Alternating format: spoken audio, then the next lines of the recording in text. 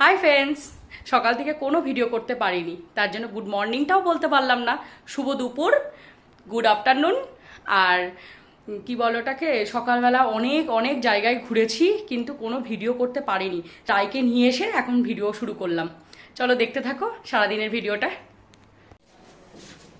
চিনি আর সকাল থেকে একটু দুধ দিয়ে মুড়ি দিয়ে মেখে দেবো, খেয়ে নেবে দুধ দিয়ে। হাই হাই,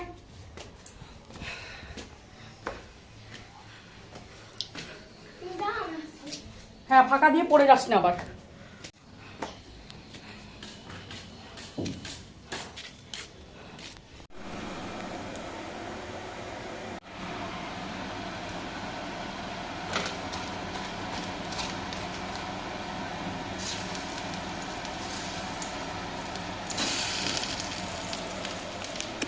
আজকে অনেকটা বেলা হয়ে গেছে, এখন 3টে বাজতে চললো। মেয়েকে খাইয়ে দিয়েছি আলু সেদ্ধ দিয়ে, আর আমার জন্য একটু পটল ভাজলাম। মেয়ে পটল ভাজা খায় না, আর ওকে পাঁপড় ভাজা আলু সেদ্ধ দিয়ে খেতে দিলাম।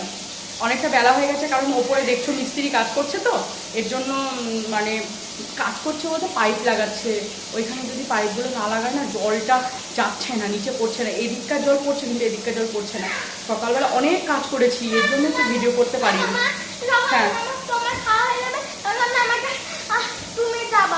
ওপরে যাবো, আচ্ছা ওপরে যাবো। আমি রাইকে বললাম একা একা যাস না, সবসময় তো খালি গায়ে থাকে, এই জন্য আমরা ওপরে যাস না একা একা। হাওয়া দিচ্ছে খুব সুন্দর। রান্নাঘরটা খুব অগোছালো, আর সকালবেলা থেকে কিছু খাইনি, তো খুব খিদে পেয়ে গেছে। সকাল থেকে কিচ্ছু খাইনি আমি আজকে। এই কাজ করতে করতেই জীবন শেষ। হ্যাঁ যাও যাও। এই কাজ করতে করতেই বাপরে বাপ, মেয়েকে দিয়ে আসলাম, নিয়ে আসলাম। তারপরে একটু বাইরে কাজের দরকার ছিল, যেগুলো খুব দরকার ছিল। আর তারপরে মেয়েকে নিয়ে এসে একবারে মুড়ি কিনে নিয়ে আসলাম। জানো তো আমরা ওর বাবা আসলে মুড়ি খাবোই খাবো, চা দিয়ে মুড়ি, ওটাই আমাদের সবচেয়ে বেস্ট। আর আজকে শনিবার, আজকে নিরামিষ আমার, আবার কালকেও নিরামিষ। কালকে আমি ভোগ দেবো, তো আমি খাবো না, বাবারা খেলে খাবে, আমার কোনো চাপ নেই। কিন্তু আমি ভোগ যখন দেবো আমি খাবো না, জানো। চলো দেখতে থাকো। এই এখন খেতে বসলাম, খেয়ে নিই, তারপরে তোমাদের সাথে কথা হচ্ছে। চলো। চেয়ার টেবিল রয়েছে, তাও আমার ভালো লাগে না, নিচে বসে খেতে মজাটাই আলাদা। আমি পুরো একটু অন্যরকম। চলো দেখতে থাকো। বৃষ্টি পড়া শুরু হয়ে গেল গো।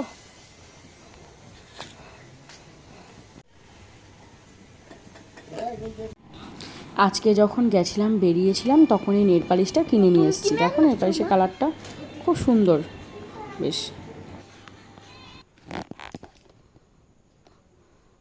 জয় রাধা গোবিন্দ, জয় ঠাকুর, জয় ঠাকুর, জয় কার্তিক, ক্ষমা করে দাও ঠাকুর।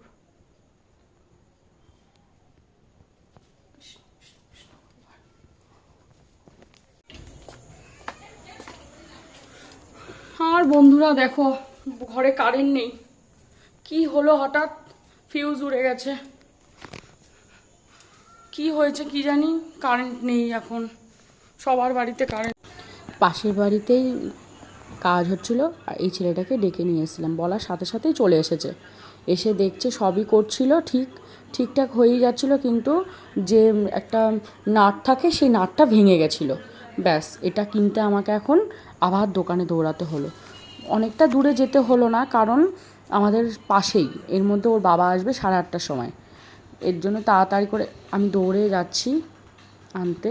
আর দোকান থেকেই তারটা লাগিয়ে দিয়েছিল, যেহেতু জানে যে আমার মানে এখন তারটা লাগিয়ে দেওয়ার মতো কেউ নেই। যদি ও চলে যায় ছেলেটা, তাহলে আমার পুরো অন্ধকার এসে ওর বাবা ঠিক করতে হবে।